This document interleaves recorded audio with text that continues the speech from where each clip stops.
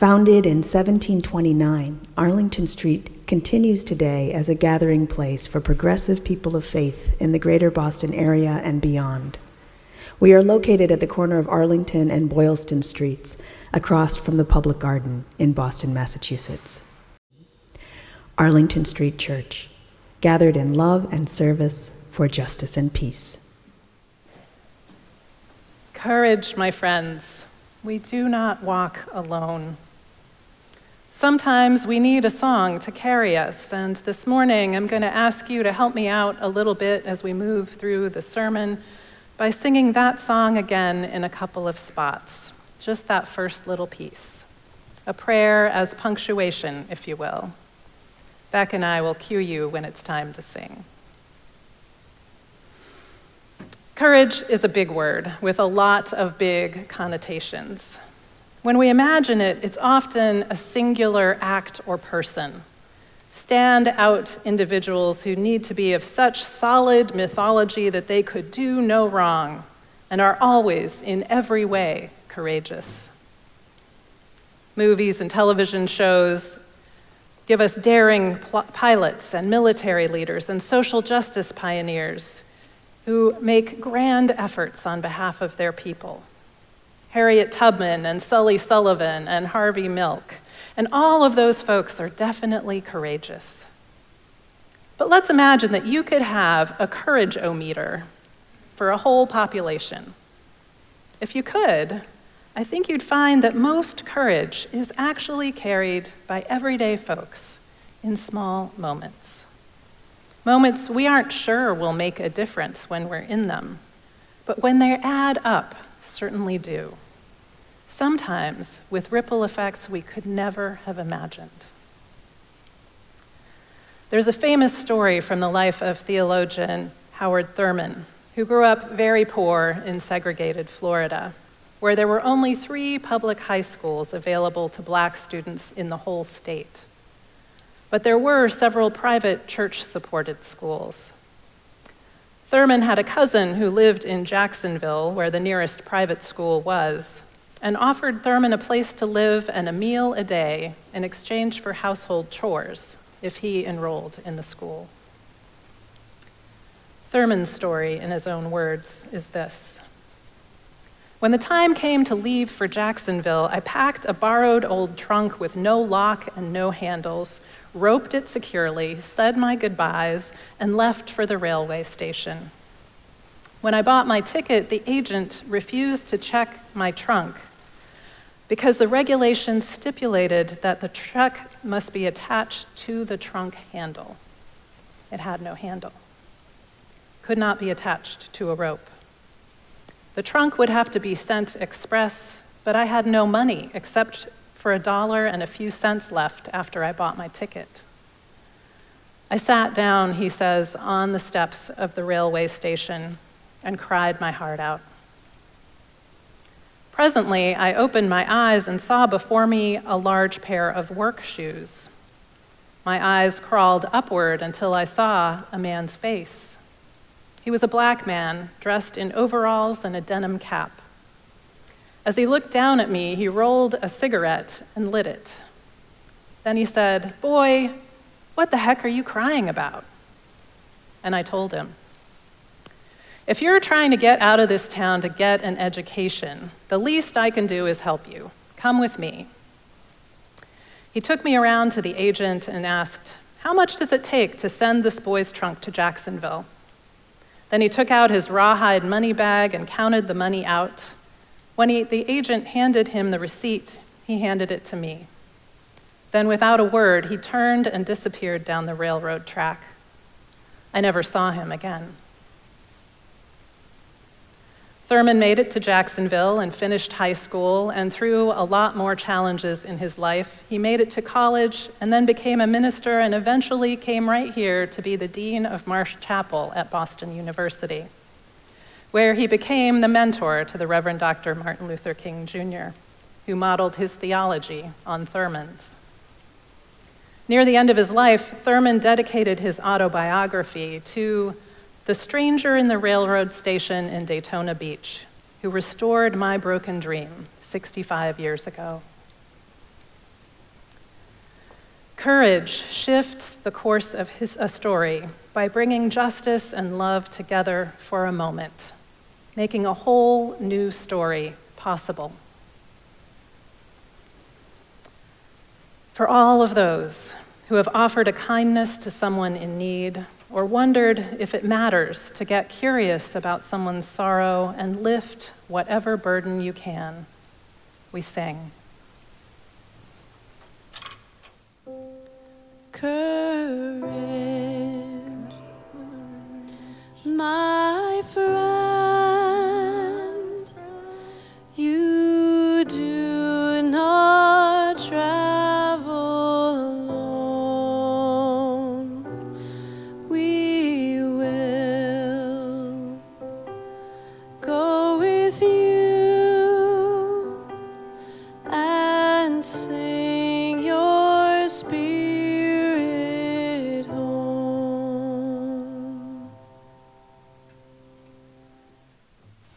Thurman's most famous book, Jesus and the Disinherited, criticizes the ways that Christianity was taken up by the powerful in order to subjugate others.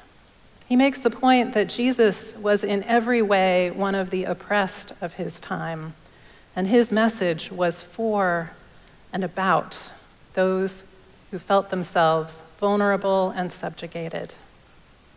And his message and his good news is meant for everyone, at any time, who has felt themselves on the outside, with rights limited by the state, their personhood in question. That good news is that the ultimate power does not belong to some body outside of ourselves, but to the unending power of love to create new life and possibilities within us and among us. That love casts out fear, makes us courageous in the face of injustice. Love in service to justice, which strengthens us to stand up for what is right, must be rooted in compassion. That deepens our humanness and brings us close to goodness.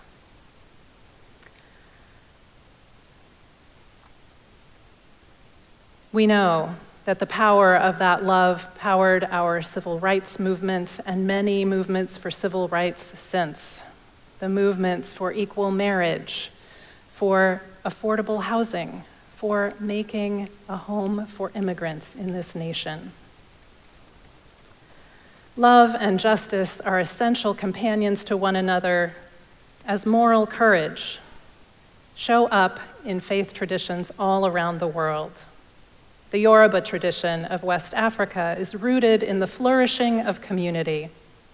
True love includes respect, diligence, accountability, truthfulness, devotion, and loyalty.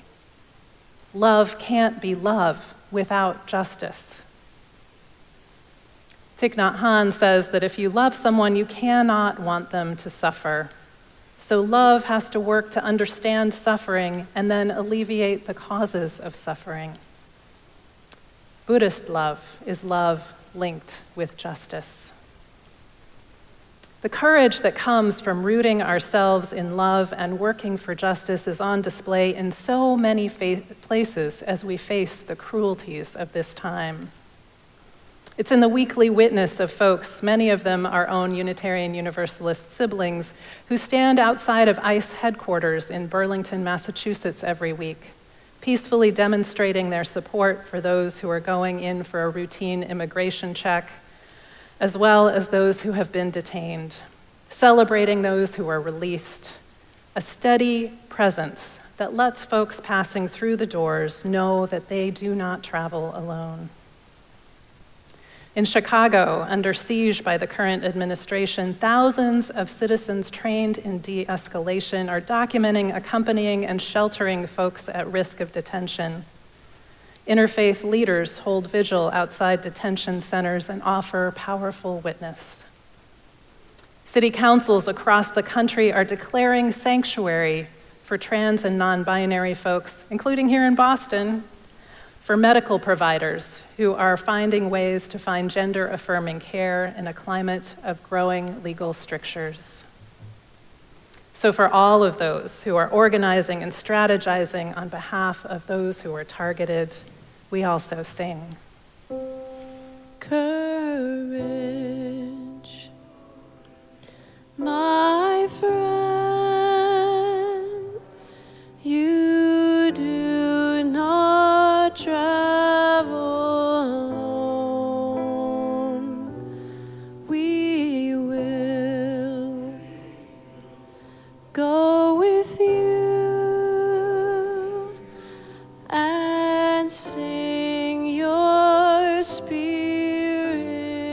home.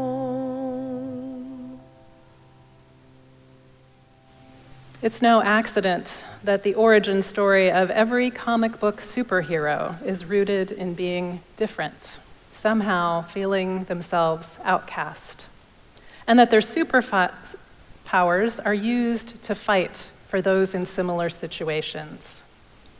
We look to those who have been perpetually cast out, who have survived and even thrived while being misunderstood and maligned, for examples of how to live in allegiance to the power of love that holds us and heals us. As the Reverend Otis Moss III puts it, if zombies are your problem, go for the head. But if your demons are spiritual, link love and justice. That's exactly what's happening across our nation these days. Quiet courage is knitting people together, offering hope and help in small and powerful ways. It might be someone I'll call Annette in Somerville, an immigrant who makes a double portion of her family's meal twice a week to offer a meal to a neighboring family in need, and keeps an eye out for ice on her block. Or Lorna, a queer elder in Nashville who offers trans young people mentorship and support and no questions asked place to stay if they need it. Or Steve in Mattapan, who's organizing a group of families to support asylum seekers and refugees with homestays. Or Carol in Newark, who lost her daughter to addiction and now collects blankets from her knitting circle for the local shelter so that kids have loveys to hold on to when everything else is uncertain. And the many, many folks who never thought they would have to ask for help and in this time find themselves in need and asking. You probably can insert your own story here. May we have the courage to weave our vulnerabilities together into a force field, to lift each other up, to move forward with hope, to work for a world made new. In the words of Rosemary Watola Tromer in her poem, Because. So I can't save the world, can't even save myself, can't wrap my arms around every frightened child, can't foster peace among nations, can't bring love to all who feel unlovable. So I practice opening my heart right here in this room and being gentle with my insufficiency. I practice walking down the street heart first. And if it is insufficient to share love, I will practice love anyway. I want to converse about truth and trust. I want to invite compassion in every interaction. One willing heart can't stop a war. One willing heart can't feed all the hungry. And sometimes, daunted by a task too big, I tell myself, what is the use of trying? But today, the invitation is clear. To be ridiculously courageous in love. To open the heart like a lilac in May.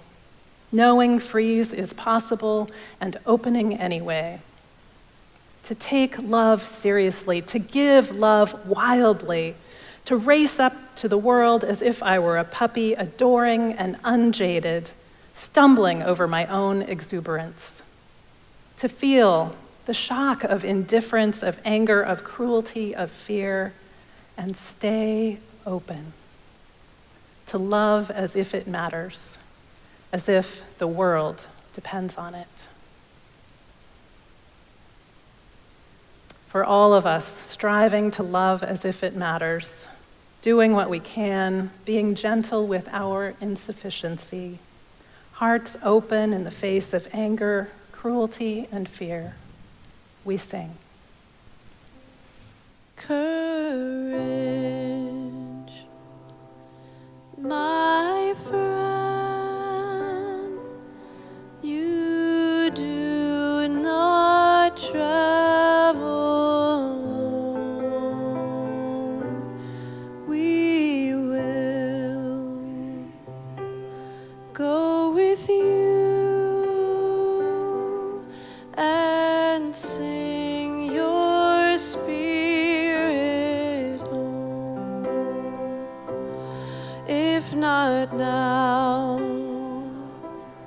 then when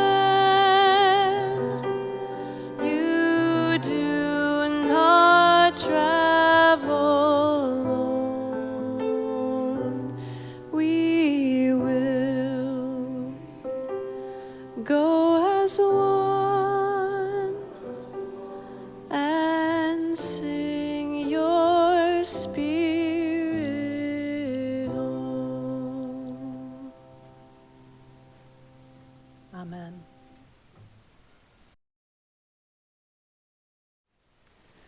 Friends, let us go into this bruised and hurting world to lift up the beauty, to take love seriously, to give love wildly, to be good relatives, to love as if it matters because the world depends on it. Let us keep this faith, beloveds, and pass it on. The service begins when the service ends. Amen.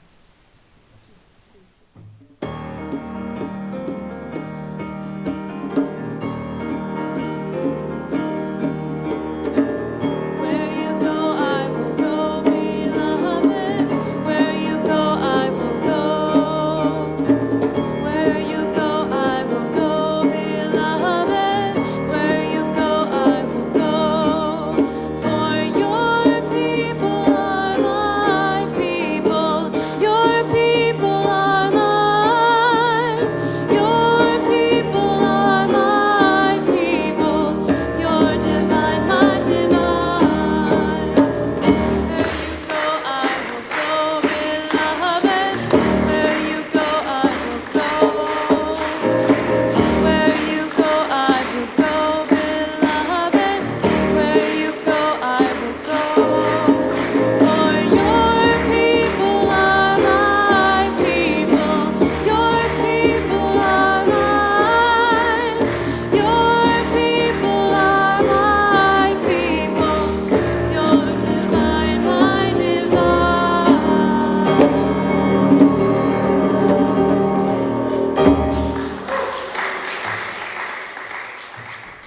We are located at the corner of Arlington and Boylston Streets, across from the Public Garden in Boston, Massachusetts.